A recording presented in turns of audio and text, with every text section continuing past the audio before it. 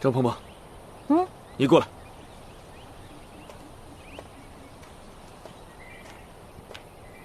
干嘛？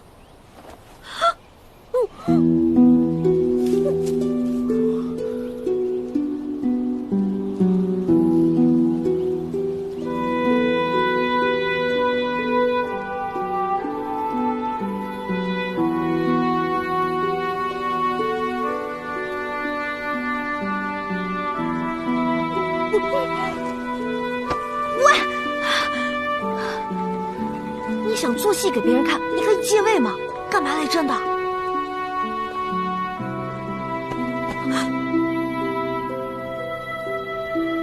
你若敢给我戴绿帽子，我要了他的命！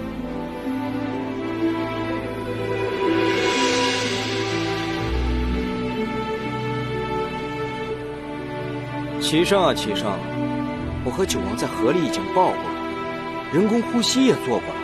昨天晚上还孤男寡女的在小树林里睡了一夜。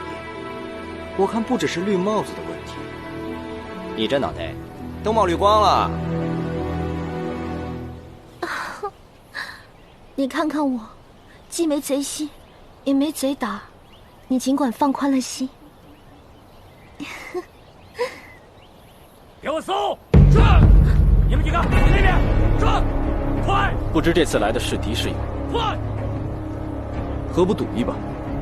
若真是赵王派来的人，便看看你我谁更能得上天垂怜。看来的人是会失手杀了你，还是会失手杀了我？那就赌一赌。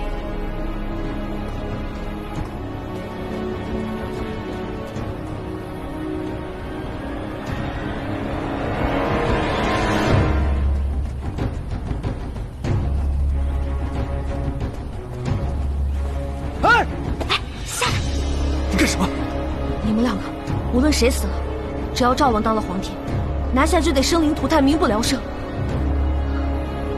我在你们这儿，反正也没什么亲人，而且我有一颗扬名立万的心。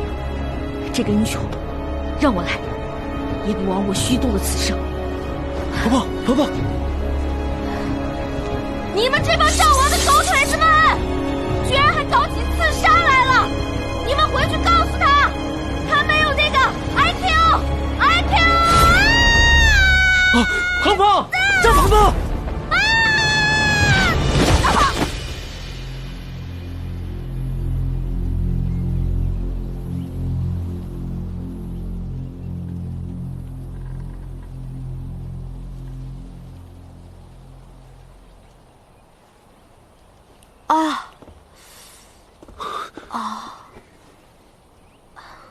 别乱碰！我怎么受伤的？你从山坡上摔下来的时候，割到了脑袋，一定很疼吧？哼，风雨中这点痛不算什么。哎，你跟我说，刚才我站出来的时候，是不是摔呆了？幸好来的是自己人，若真是刺客，恐怕你也没机会在这跟我争强好胜。哦，原来是自己人。可是九王现在在哪儿？如果我这个时候问他，这个醋坛子不就马上又打翻了？我晕了之后，你们都获救了？其他人都已经赶回圣都了。哦，真没想到，这次江北之行，竟遇到了如此多的事端。哎呀，可不是嘛！短短数日，我已经 N 次险些没命了。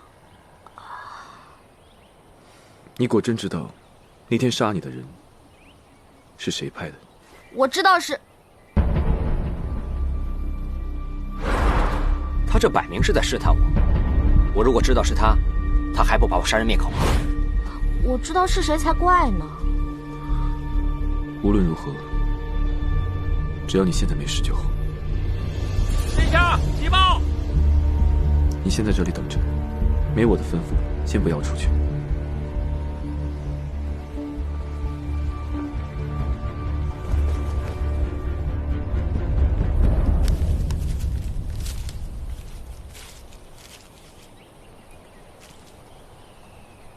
孙儿齐胜，你父皇于昨晚走了，由于事发突然，你要速回商议你父皇身后事。你是太子，朝中不可一日无君。现在朝中有许多大事需要你回来处理决定。事不宜迟，吩咐下去，立即派遣军力，与我一同北上。是。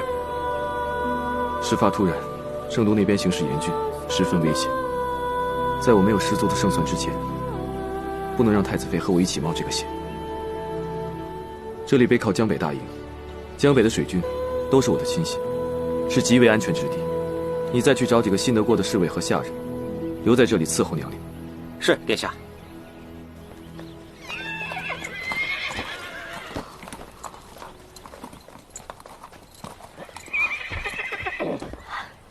护送太子殿下回圣都，不得有误。是。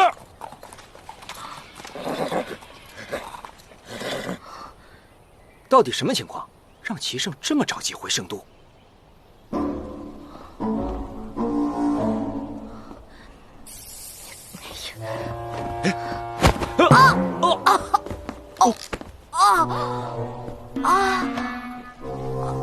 娘娘恕罪。行，起来吧。谢娘娘。哦，我都已经在这憋一天了。卑职就是要带你出去透透风的。啊？哎，这人都去哪儿了？太子有吩咐，让您在营帐内好生休养身体。外面风很大，还是不要随意走动为好。哼，哪儿他妈有风啊？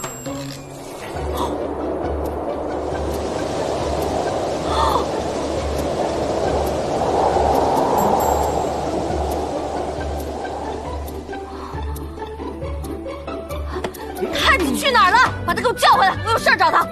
太子有事先回圣都了，所以嘱咐卑职们在这照顾您。他一个人回去了。是娘娘。那你知不知道他为什么回去？为什么把我一个人丢在这儿？这个卑职就不清楚了。我有东西落九王那儿了，你去找他给我拿过来。啊？去啊！娘娘，九王已经不在营帐内了。什么？他也不在了？是的，娘娘。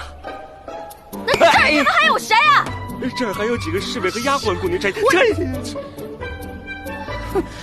这他妈是让我自生自灭的节奏啊！娘娘，